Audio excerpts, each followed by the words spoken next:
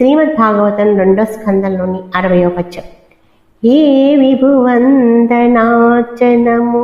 ఏ విభు చింతయు నామ కీర్తనం బే విపులీల అద్భుతములెప్పుడు సంశ్రవణంబు సేయ దోషావళిన్ పాసి లోకము శుభాయత వృత్తిం జలంగునండ్రు నేనా విపునాశ్రయించెద నఘౌఘ నివర్తను భద్రకీర్తను.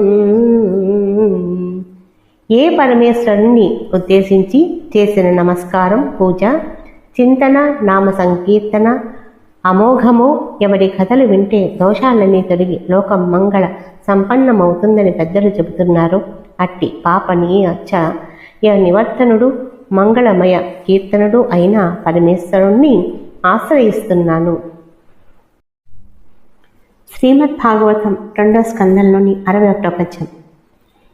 ఏ పరమేశు పాదయుగమిప్పుడు కోరి భజించి నేర్పరుల్ లోపలి బుద్ధితోను భయలోకములందుల జడ్డున్ బాసి ఏ తాపములేక బ్రహ్మగతిందారు గతశ్రములై చరింతు నేనా పరమేశు మృక్కెద నఘౌఘ నివర్తను భద్రకీర్తను.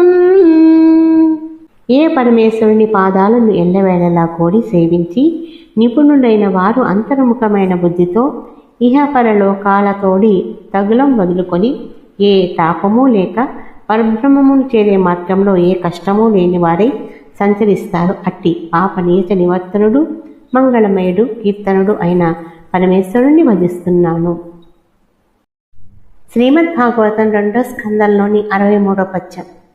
యవన వ్యాధ పులింద హోణ శక కంకాభీర చండాల సంభవులు తక్కిన పాపవర్తనులు నే భద్రాత్ము సేవించి భాగవత శ్రేష్ఠులడాసి శుద్ధతనులై కళ్యాణలై యందురాయ వికారం భ్రమ విష్ణునాదు మదిలో నశ్రాంతమున్ మృక్కెదన్. యవనులు, కిరాతులు, పులిందులు, హూణులు, శకులు, కంకులు, అభీరులు, చండాలురు ఈ జాతుల్లో పుట్టినవారు మిగిలిన పాపాత్ములు ఏ పరమ పావనుని సేవించి భాగవత శ్రేష్ఠుల నాశ్రయించిన వారి పరిశుద్ధ శరీరులై మంగళాకారులై ఉంటారు. అట్టి వికారరహితుడు సర్వసమర్థుడు అయిన పరమాత్మకు నా మనస్సులో ఎల్లవేళలా నమస్కరిస్తాను. శ్రీ గోపాలకృష్ణ భగవానికి జై.